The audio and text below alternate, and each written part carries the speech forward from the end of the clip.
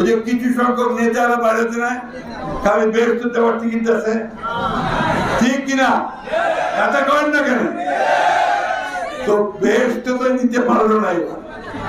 আমরা আমাদের কাজ দিয়ে ইনশাআল্লাহ আমরা বেরোতে যাবো। আমাদের কাজ দিয়ে ইবাদত করে আমরা ইনশাআল্লাহ বেরোতে যাওয়ার ব্যবস্থা করবো। একটা জিনিস মনে রাখবেন, ধর্মটাকে বিক্রি করে কিছু করা যায় না। ধর্মটা মানুষের অন্তরের ব্যাপার, এবং সেটা বাংলাদেশের মানুষ ৯৫ মানুষ হচ্ছে ধার্মিক লোক। ধর্মকে তারা ভালোবাসে, শ্রদ্ধা করে, সম্মান করে। ধর্ম নিয়ে ব্যবসা পছন্দ করে,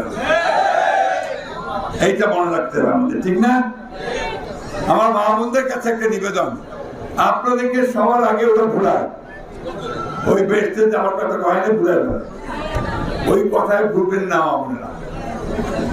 এক আমার ইবাদত ছাড়া, আল্লাহর সন্তুষ্টি বিধান ছাড়া আমি বেহেশতে যেতে পারবো না। নামাজ, রোজা, অন্যান্য সব কাজগুলো করতে হবে, ঠিক না? আর সবার আগে কি হইতে হবে? সৎ হইতে হবে। প্রত্যেকটা কোরআনের প্রত্যেকটা জায়গায় থেকে সবচেয়ে জোর দেওয়া যে সৎ ভাবে জীবন যাপন করো, তোমার রুজিটা যেন হয় হালাল।